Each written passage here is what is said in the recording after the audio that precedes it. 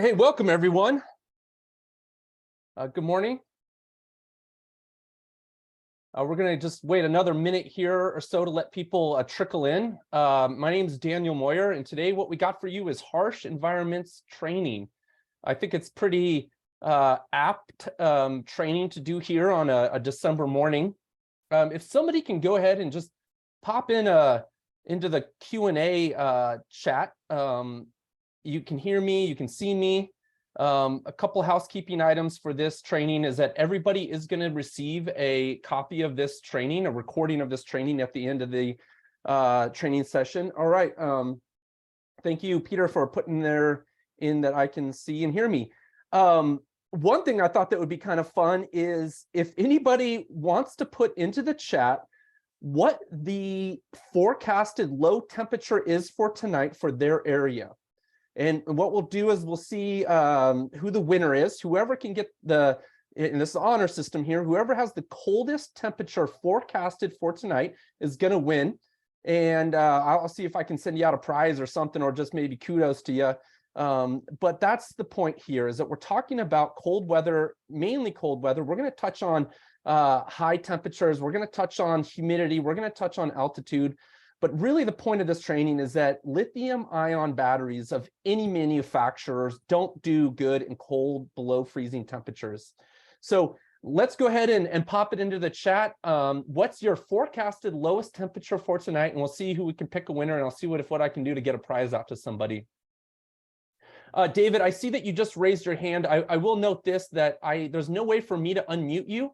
So if you got a question, you got a comment, go ahead and put it into the Q&A chat. It's usually a button at the top or the bottom of your screen, and we'll go forward from there. Again, my name is Daniel Moyer, sales support trainer here at Simplify Power Briggs & Stratton. This is kind of a shorter meeting today, webinar. We're probably going to look about a half hour, 45 minutes at the most with questions. So let's go ahead and get started. As I mentioned just a minute ago, any lithium-ion battery, you do not want to charge it below freezing, right? 0 degrees centigrade. You can notably actually discharge a battery or have the battery sitting at idle when it's below freezing. It's just that we don't want to charge the battery below freezing.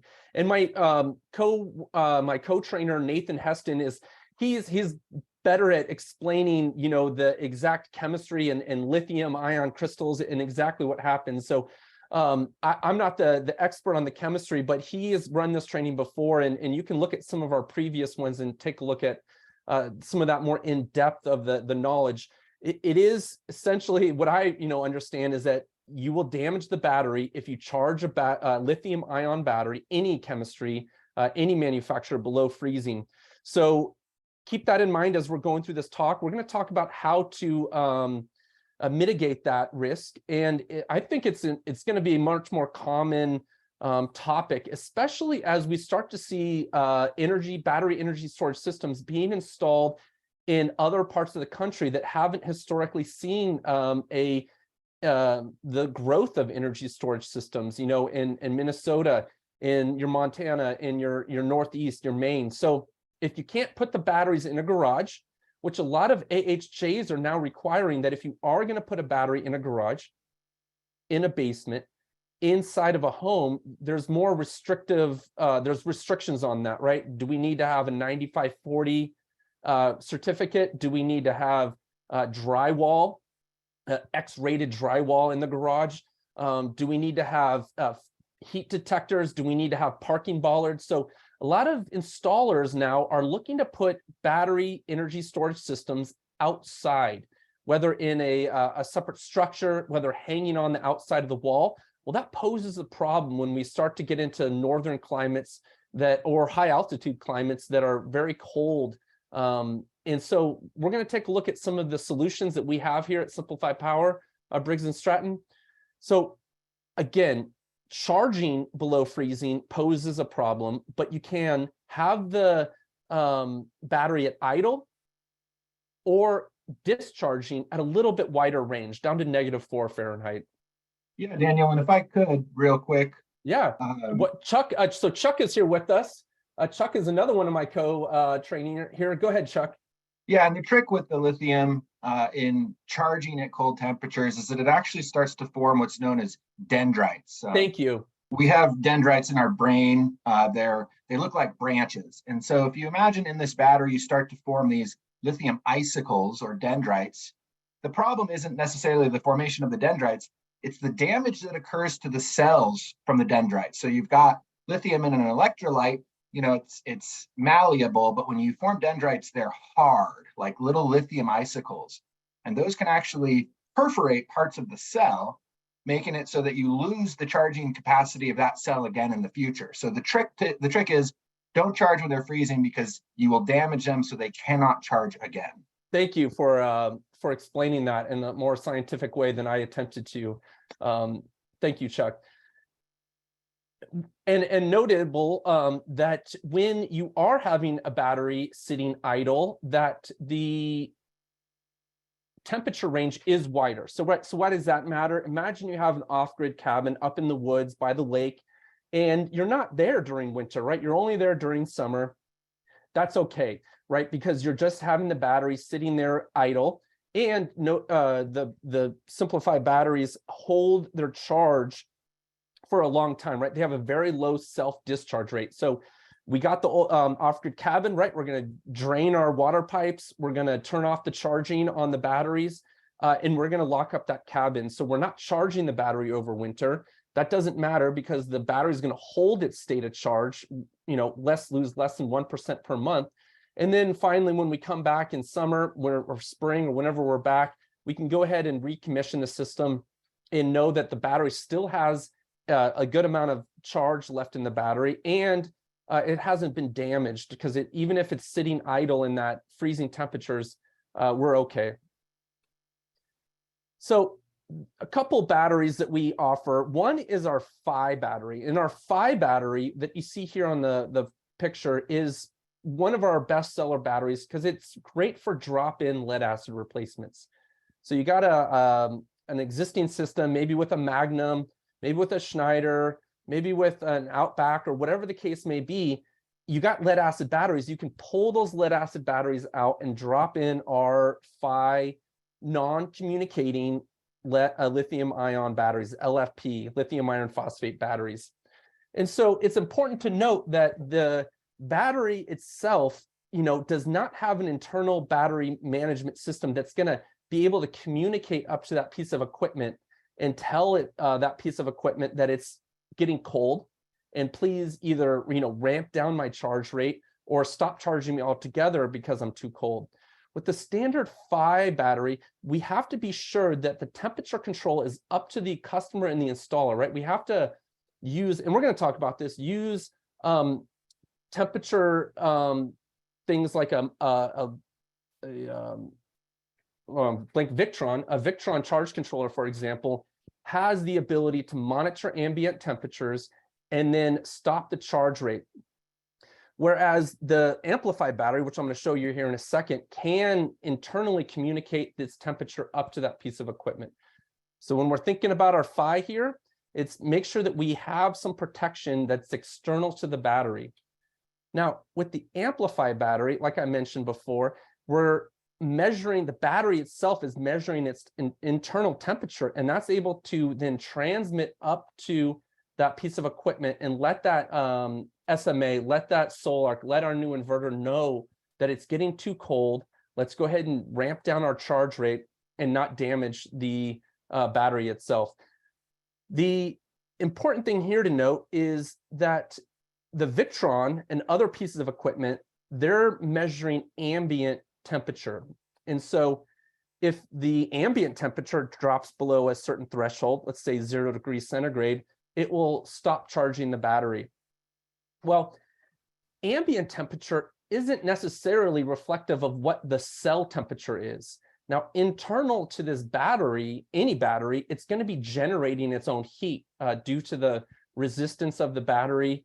The internal resistance of a battery generates heat. And what we see is that if we're measuring internal temperature to the battery, that is usually warmer than ambient. So if you're relying on an external piece of equipment like a Victron, it may stop charging prematurely because it's reading ambient temperatures. Whereas if we're measuring internal temperature, internal cell temperature of the battery, we're going to allow that battery to continue to receive a charge at a greater rate or a longer time period, before it starts to get really cold inside that battery.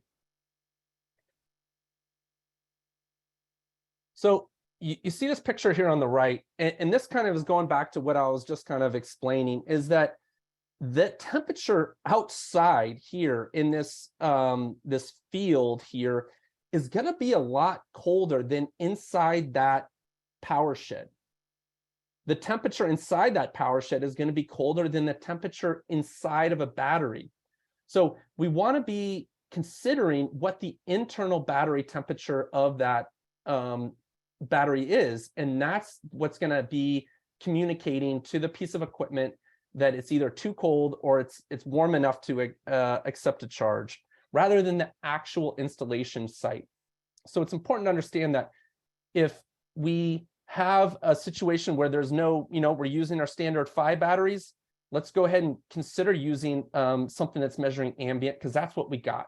But if we're able to work in a situation where we're using our amplified batteries that have that digital battery management system in it, that's able to communicate to a piece of equipment what its internal temperature is, that's going to allow us to have a little bit wider temperature range, ambient temperature range, to charge that battery. So as Chuck explained a little bit, you're going to damage that battery with those dendrites. That's going to damage the cell. So another advantage with using the amplified batteries, or I would even argue other batteries that are able to communicate its internal temperature, is that it's not just an off and on kind of thing, right? As soon as we get below a certain temperature, we're going to go ahead and stop charging.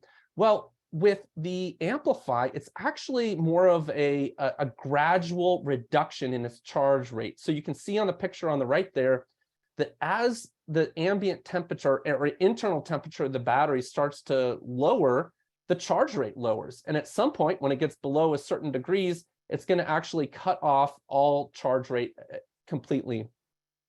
So this is going to be only compatible with batteries, inverters that we've vetted to work with our battery communications. Right now, it's SMA, Solarc, all Solarc 5K, 8K, 15K. I'm really excited to actually see that Solarc has come out with their 30K. If anybody is working on one of those larger Solarcs, let me know in the chat. I'd love to hear your success stories with some of those larger Solarcs that they just came out with. Again, we have to make sure that we've vetted the communication so that we know that the inverter, charger, or charge controller is going to be listening to what the Amplify is telling it. So how do we mitigate some of these cold weather environments? Well, one is insulation.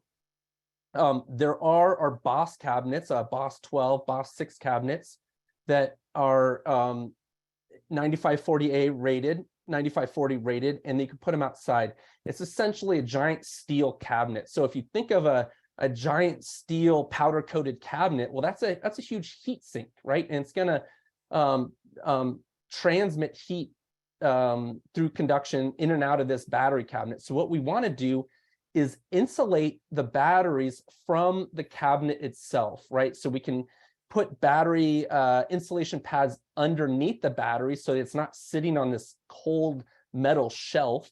We can also insulate the sides of the cabinet or the structure of the cabinet to prevent that heat from leaking out.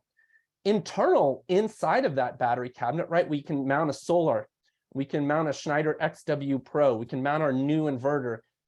That inverter charger with charge controllers is generating its own heat. So if we're able to insulate a cabinet or a power shed or whatever the case may be, that internal heat generated may be enough to keep that enclosure warm enough so that we're not going to be curtailing charge as quickly.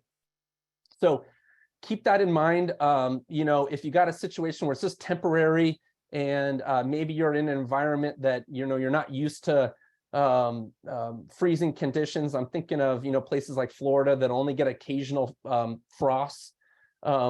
you can temporarily put some insulation on that. And there's some pictures on the right of some of the insulation, you know, that rigid board foam board, or that roll of the rollable insulation as well there.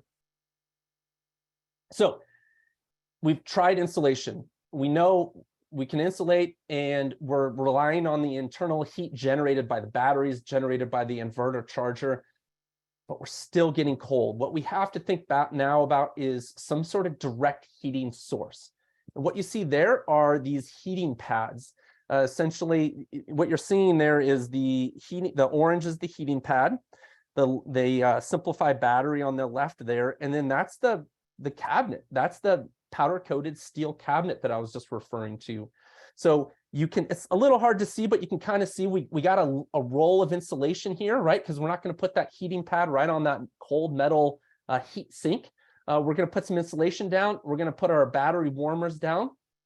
And what we do is we take one of our batteries, and we can do this to the Phi or the Amplify, and put an internal 10K thermistor inside of that battery. Based on those thermal readings, we can control a silicone heating pad to cycle on and off and maintain optimum internal temperature to that battery. Again, this is a special order, so we need to make sure that you communicate to your sales rep that this is a situation where I need these built-in 10K thermistors installed. We're going to be in a freezing situation, and we can go ahead and add that for you. You know, keep in mind that these are a load, right? These heating pads add a load, and they're AC driven. So when we have these heating pads, let's go ahead and calculate what our energy consumption is going to be for these heating pads, and account for that when we're doing our load calc designs. Talked about it earlier. Third-party considerations, third-party devices can be implemented to control that charge and discharge rate. Victron makes a great equipment. I like that Victron BM127, the BMV712 that you see down on the right there. Not only can that do temperature compensation, but that device is a great way to measure amps in and amps out of a battery. With our amplified battery, we have a digital battery management system that's measuring its amps in and amps out, and is able to communicate that state of charge to a piece of equipment. When you have an older piece of equipment, nothing's wrong with these pieces of equipment, like a Schneider, like an Outback. Sometimes those pieces of equipment have a tough time determining the state of charge of a lithium ion battery. Because if you look at a lithium ion battery, and on one axis you got state of charge, on the other axis you have voltage, well, it's a very flat curve. So a very small change in voltage can represent a very large change in the state of charge. So by measuring amps in and amps out, we're able to confirm the state of charge of that battery. The amplified battery does that and communicates it. If we have a Phi battery, which still has a battery management system built into that Phi battery, but it's not able to communicate its state of charge, using that Victron BMV712 is a great way to make sure that your system knows exactly what that state of charge is. Additionally, the point of this conversation is that it can also curtail charge and transmit to a Victron piece of equipment. It's getting too cold. Let's go ahead and stop charge. Let's go ahead and stop discharging. I want to back up. Yeah, go ahead, Chuck. Do we want to go over our cold temperature overnight results? Let's wait till the end. I think I see some really cold temperatures in there, and we're gonna let's wait till the end. And again, I would note that these are temperatures people are putting in are ambient temperatures. And the point I want to drive home today is this: is that the internal temperature of the battery isn't reflective of what the ambient temperature is. So if we're using one of these third-party temperature sensors, and a lot of times you'll see these temperature sensors, and this is a great practice, is that say we got two batteries, and we put these two batteries next to each other. Put the temperature sensor right between the batteries, because that's going to be more reflective of the internal battery temperature than if we mount that temperature sensor up in the top corner of the enclosure, touching the metal wall of the cabinet. So the closest you can get is putting the temperature, the 10K thermistor or whatever it may be, right on the batteries. And that's what's usually called out in the instructions, or between two batteries. And then we're reading the internal battery temperature, not these ambient temperatures that I see can be pretty cold. And I think I already see a winner in that. But thanks, Chuck. Let's save it for the end. Hot temperatures. Now, if I'm going to do this training in summer, I hope everyone can come back and see me do this training again in summer, or Nathan or Chuck to do this training in summer. I might ask, what's tomorrow's forecasted high temperature? And we can take a look at that situation. It's not as crucial. We have a pretty, if you remember, we can charge up to 120 degrees Fahrenheit, and that's the internal temperature. So if we're talking about enclosures with cabinets, with ventilation fans that aren't being, direct sunlight, the ambient temperature can go higher than 120. It's that the internal temperature of the battery is 120 that we can charge up to. So similar idea that using a thermostat and insulation and fans can help reduce that ambient. It's not so based on the ambient temperature, it's based on the internal temperature. Up here in Arcata, California, which is up on the Redwood, northern coast of California, we're at 90% humidity this morning, right? We get a lot of people that are right on the coast with a lot of salt spray, a lot of condensation. So that is a consideration. What we want to do is, if we're in a situation like that and we need to put it in some sort of structure, put it in some sort of a garage, right? Because if we think about a big metal cabinet and there is this temperature gradient, we're going to get some moisture in the air is going to hit that dew point. It's going to condense, and we're going to get a lot of water. So we want to keep batteries out of condensing atmospheres, keep them away from salt air. If there's certain distances from that ocean that we need to consider, and really just water in general. Altitude, I think, is less specific to the batteries. It's more specific to the inverter. So of course, as you go up in altitude, the temperature drops a certain degree of Fahrenheit. I forget my geography this morning. But as we get up in altitude, we're dropping temperature. So we need to be considerate of that, because we use what's known as a cylindrical cell in our batteries. We're not so concerned about altitude. If we had used a pouch cell, which some of our competitors use, those don't have that rigid construction that's allowing the altitude to not affect the battery, right? So as there's less air pressure, the pouch cell is less able to keep its form. Well, prismatic cells and cylindrical cells, they're able to hold against that pressure differential, well, to the point where, atmospheric pressure is essentially irrelevant. It would be noted that our inverter does have an altitude limitation, and I'll go ahead and click on this link here and share my screen. So this is our new vertically integrated ESS hybrid inverter, right? So we've got our own energy track, which is our own app. We have our own inverter now, and we have our a paired battery that goes with this. So what I wanted to do is just pull up the spec sheet on our new inverter. This is something that we've recently released in partnership with Briggs.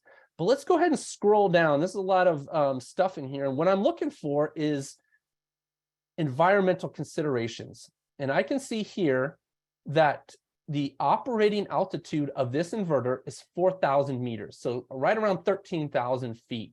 So the point being here is that although the batteries don't really have an altitude limit, the inverter does.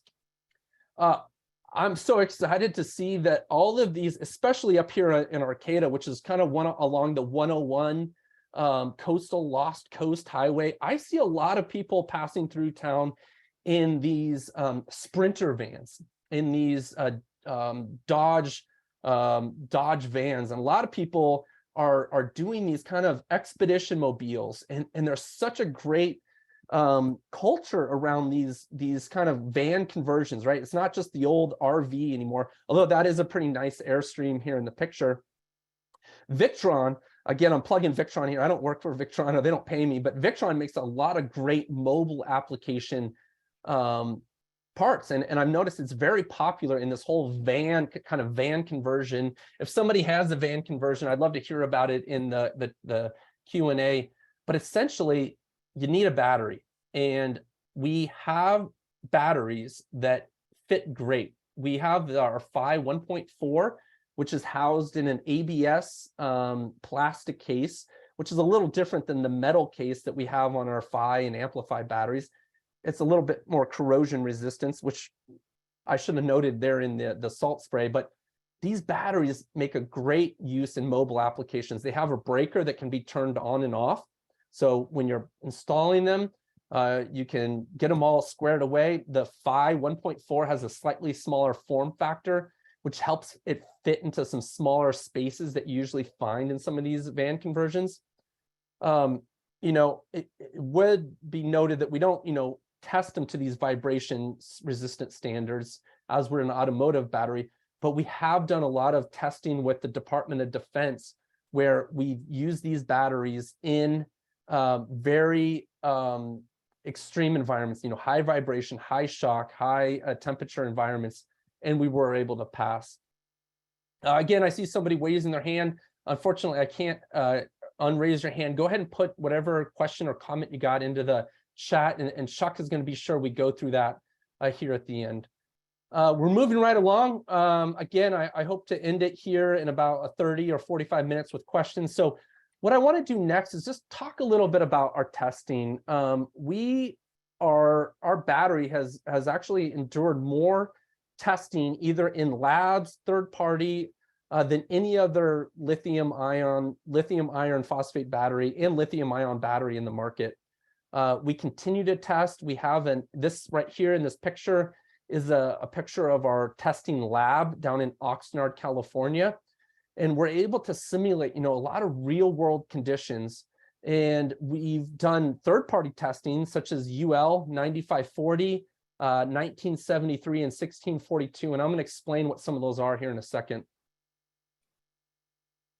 So, the performance of your batteries, just considering the UN, right? So we have to go through a UN DOT, which is 38.3, and there's another one for ground shipping, but UN 38.3 is essentially testing that you have to go through in order to allow your battery to be airshipped, an air cargo. So what they do as the part of this test is they simulate what happens to a battery when it's in the cargo hold of an aircraft, right? What happens in the cargo hold of an aircraft? Well, the pressures change, the temperature, all of a sudden you go from sitting there in Miami airport, and then you're, roasting hot, very humid, and then all of a sudden you're up at 40,000 feet and it's freezing cold. So that rapid, the rapid succession of temperature variations, vibrations in that cargo hold, and shocks, right? So in order to pass, they put these batteries through this battery of tests, and then if you don't have leaks, it doesn't vent, it doesn't rupture, it doesn't fire, and you don't lose a charge, you're able to pass this test, get your UN 38.3, and then you're allowed to airship your battery. So this is something we did obtain, and it just shows how it can withstand some of these harsh environments in that camper van that you're driving up and down the West Coast in. Again, they also basically short circuit the battery and then short it out. They overcharge it, and you can look at that link there to take a look at the exact test regimen that they go through. So that was DOT, Department of Transportation, but UL also certified our batteries. UL is 1642 on the cell level. So they take one of these battery cells and put it through these abusive tests, right? Shock, vibration, short circuit heating, abnormal discharge, forced discharge, and watch what happens. If we pass, we go to UL 1973, which is on when we take those individual cells and put them into packs, And then those packs are then wired in series and parallel configurations, and then put inside a battery module, right? And then we put them into the battery module, and then go through that same battery of tests to see what happens. Ultimately, we take those battery modules, or a battery, a lot of people think of them as, and then put them into a system. And the system is the battery cabinet. It's a small picture up in the right you see there, but it's the system level requirements. And a lot of jurisdictions, like I mentioned at the beginning of this call, AHJs are asking for UL 9540 to be installed. And if they don't see, if they're not asking for it yet, I would encourage you as an installer to educate your AHJs, because there's a lot of unsafe, kind of cheap products that are flooding the market right now. And a lot of them don't have the testing, these UL certifications, these UN certifications.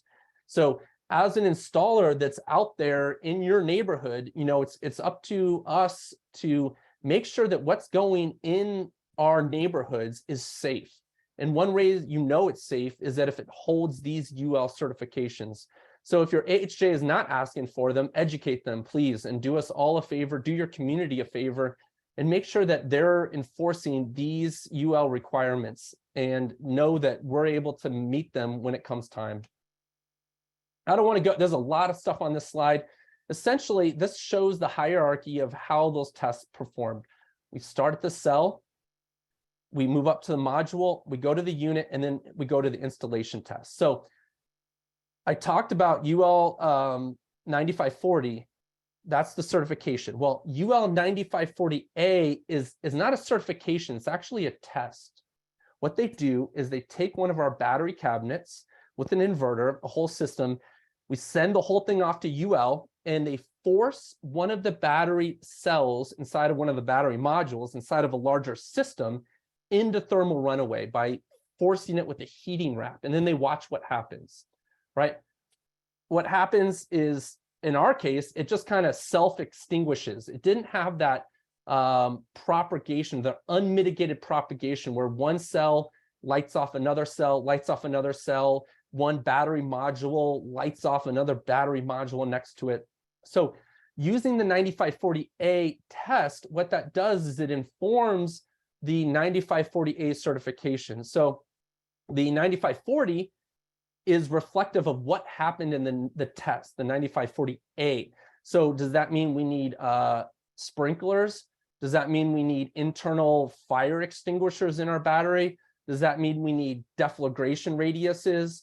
Does that mean we need fire sprinklers, heat detectors? So these tests are, this 9540A test is what ultimately determines the mitigation strategies that are needed in the 9540A listing.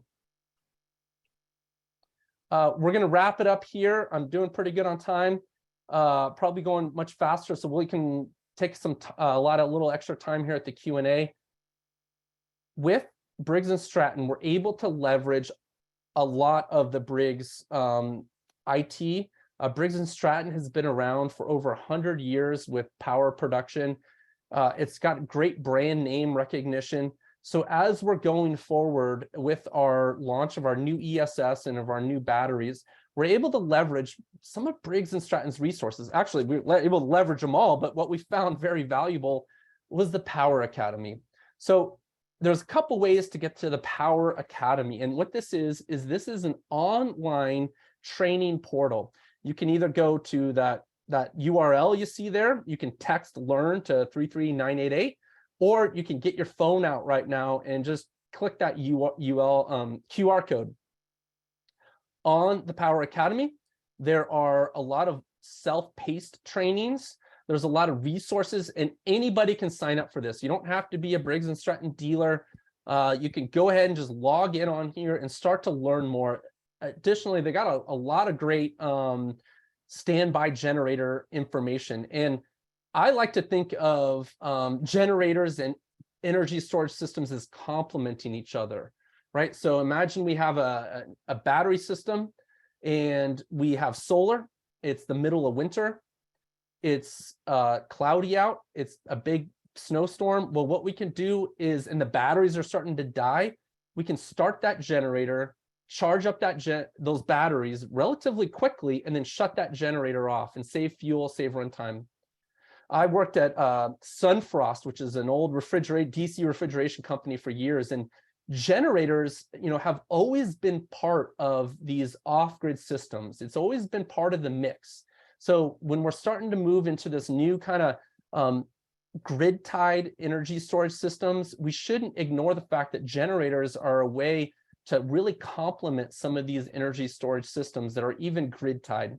You may have somebody that already has a generator and they don't want to hear it running all the time, 24/7. Well, we can come in and add a battery, use that battery to store the generator's power, and then shut that generator off, right? Why are we going to be running a 12,000 watt generator to run 3 lights in the house in your router, right? Let's run the generator, charge that battery up, and then shut the generator off.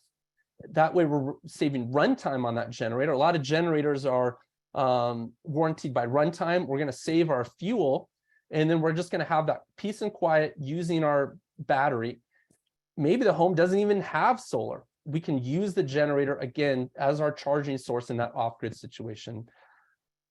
Power Academy has all of that stuff and more. Those are the 3 ways to get there. This is just a quick screenshot of how easy it is to sign up for Power Academy. Really, you don't have to, you could be any of these things and get signed up and start learning today. There's self-paced trainings in there, so go ahead and take a look. We have some on a Solarc. Our batteries and Solarc have had a great history, and I was really excited about seeing Solarc down in Anaheim. If somebody went to Anaheim and was able to visit their booth, put it in the Q&A. I'd love to see that you guys went. Solarc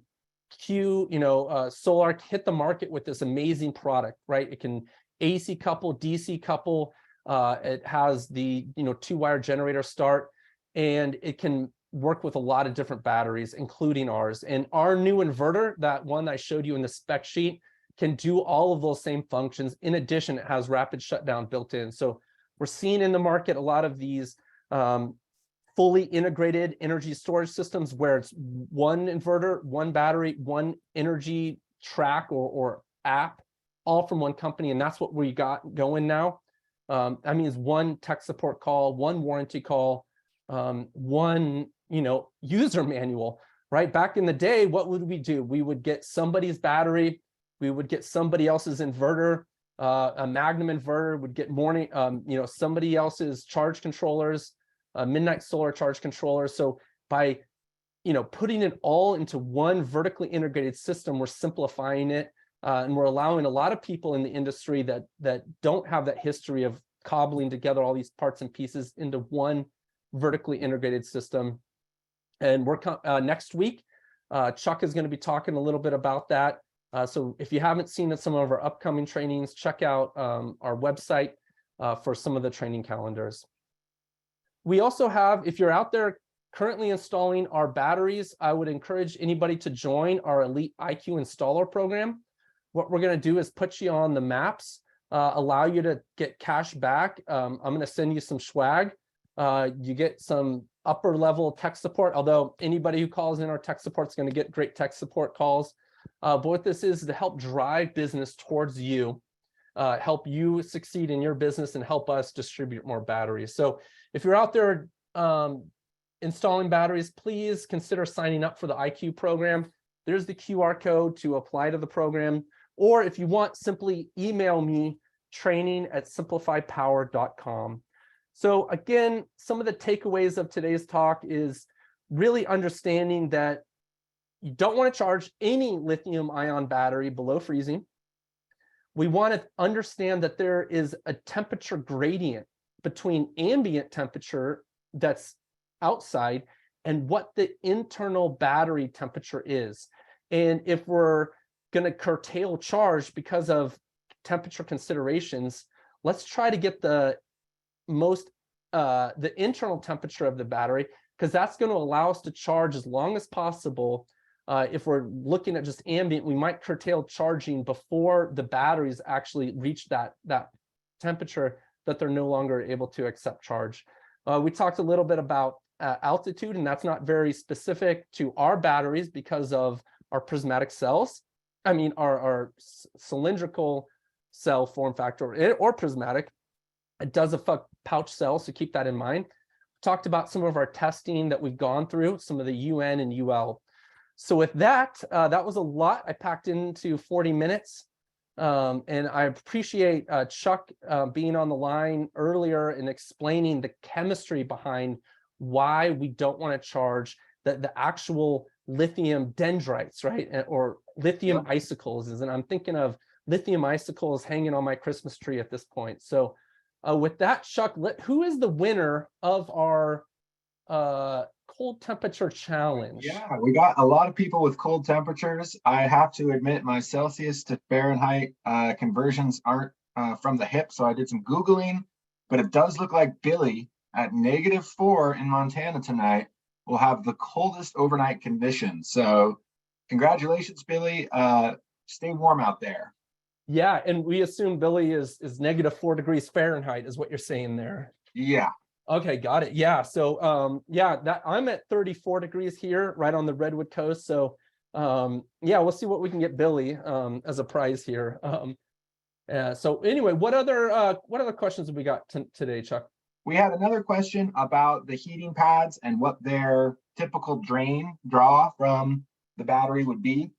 And it's going to be about 75 watts at 120 volts AC. So these heating pads are on the AC side of things, right? It's not a DC load. So there is some conversion there. And it's just going to have a single leg of AC power to run the heating pad. 75 watts is be what it can draw. The energy that comes out of your battery will depend on the temperatures that you're trying to offset. If you're really, really cold, that 75 watts might run for quite a while. Yeah, that's a good point. It's thermostatically controlled, right? So it's going to cycle on and off, and it's going to be cycling on a lot more if it's really cold. Yeah. So, everybody with a cold temperature installation, it's a good thing to think about preparing for. If you can't get the batteries inside, contact us. We can get the heating pads installed at the factory on your product. And then, factor that 75 watts into your load calculations. Yeah. And specifically what we'll do is at the factory, we'll insert a 10K thermistor internal to the battery, and that will then control an external heating pad that will go under the battery. And then we had one other question about the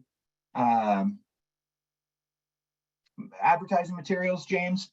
Go ahead and email us at the email that Daniel provided, training@simplifypower, and we can put you together with our marketing team. We do have materials available for handouts as well as updates to your websites. Definitely get in our IQ program so that it's reciprocating. If you're advertising us, we want to be advertising you.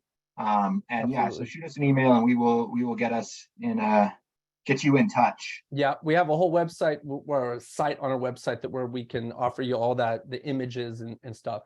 And I would back up a little, Chuck. I do believe we do have AC heating pads, but I'm sure that there is a solution that can do DC at some point in there. So that's something we'll dig in for next time. Yeah. What else we got? A couple other questions. Will we send out the PowerPoint from today's class? And so we will send out the recording, and we can, if you want a copy of the PowerPoint itself, email training@simplifypower.com. I will note that this is not a NABCEP accredited course, so there is no continuing education credits. That's why we keep it a little bit shorter. But next week, the one you're leading, Chuck, which is going to be Battery Chemistry 101, we're going to go a little deeper into our new ESS system. That one is accredited, and you can earn your continuing education credits. So please tune in for that next time. Is that all we got for today? That is, and like Daniel said, join us next week for NABCEP credits on Battery 101. It's a class on Thursday. You can check out our website to register or email training@simplifypower.com. We can help you out. Yeah, thanks everyone for being here. Thank you, Chuck, for being on the call with us and explaining our lithium icicles. So with that, we'll end it and we'll see you guys here next time. Thank you.